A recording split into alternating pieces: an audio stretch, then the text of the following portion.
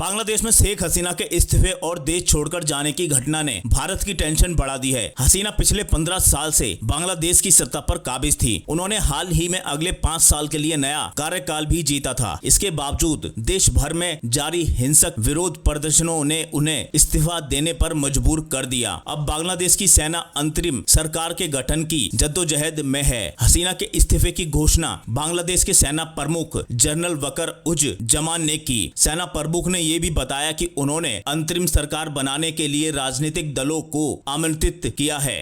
कुछ घंटों बाद बांग्लादेश के राष्ट्रपति मोहम्मद शहाबुद्दीन ने आदेश दिया कि जेल में बंद बांग्लादेश नेशनलिस्ट पार्टी की प्रमुख खालिदा जिया को रिहा किया जाए। इस कदम से यह अटकलें लगाई जाने लगी कि क्या बीएनपी बांग्लादेश में अंतरिम सरकार बनाएगी। शेख हसीना सोमवार को भारत भाग गई। शेख हसीना का भारत भागना आश्चर्यजनक नहीं है, क्योंकि उनके भारत के साथ संबंध बहुत मधुर और मजबूत हैं। भारत हसीना के कार्यकाल के दौरान उनका महत्वपूर्ण समर्थक रहा है। इस रिश्ते ने बांग्लादेश के भीतर भारत विरोधी भावना को बढ़ाने में योगदान दिया है, खासकर जब हसीना की लोकप्रियता कम हुई है। भारत के पूर्वोत्तर के कई राज्यों की सीमा बांग्लादेश से लगी हुई है। सीमा से लगे इन इलाकों में भारत विरोधी गुट लंबे समय से सक्रिय रहे हैं। हालांकि शेख हसीना ने अपने कार्यकाल में भारत विरोधी आतंकी समूहों पर कड़ी कार्रवाई की है। इससे भारत के पूर्वोत्तर के राज्यों में शांति कायम हुई है और बांग्लादेश के साथ व्यापार में भी अच्छा खासा इजाफा हुआ है। भारत के लिए एक बड़ी चिंता बांग्लादेश में भारत के प्रति शत्रुतापूर्ण आतंकवादी समूहों का संचालन करना था। इसके अलावा शेख हसीना और प्रधानमंत्री नरेंद्र मोदी ने 2023 में रिकॉर्ड तोड़ 10 बैठकें की। विशेषज्ञों का मानना है कि भारत को यह तय करना होगा कि क्या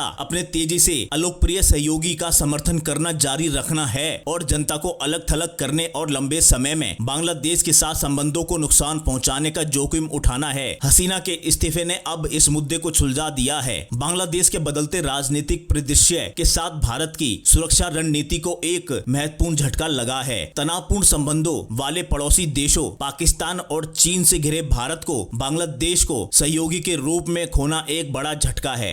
पाकिस्तान और चीन के हितैषियों की मदद से कट्टरपंथी बांग्लादेश पर कब्जा करने के लिए तैयार हैं। अब भारत के दो विरोधी देशों पाकिस्तान और चीन के मित्रों विपक्षी नेता खालिदा जिया की बांग्लादेश नेशनलिस्ट पार्टी और जमाते इस्लामी ने बांग्लादेश में जीत हासिल कर ली है। अगर खालिदा जिया उस देश की प्रमुख बन जाती हैं तो भारत खुद को पाकिस्तान और संभावित रूप से शत्रुतापूर्ण बांग्लादेश के बीच फंसा हुआ पा सकता है। यह बदलाव भारत के क्षेत्रीय प्रभाव और रणनीतिक स्थिति को और अधिक कठिन बना सकता है। अगर खालिदा जिया के संभावित शासन के तहत बांग्लादेश के साथ संबंध खराब होते हैं तो भारत बंगाल की खाड़ी पर नियंत्रण खो देगा। बंगाल की खाड़ी रणनीतिक रूप से स्थित एक क्षेत्र है जो अफ्रीका से इंडोनेशिया तक हिंद महासागर क्षेत्र में फैला हुआ है। यह बांग्लादेश, म्यांमार और भारत के बीच स्थित क्षेत्र का एक महत्वपूर्ण हिस्सा है। यह क्षेत्र मलक्का जलडमरू मध्य के निकट होने के कारण महत्वपूर्ण है, जो दुनिया के प्रमुख समुद्री अवरोधों में से एक है, जो हिंद महासागर को दक्षिण चीन सागर से जोड़ता है। भारत के लिए बांग्लादेश अपने भौगोलिक रूप से अलग थलग उत्तर पूर्वी राज्यों को बंगाल की खाड़ी से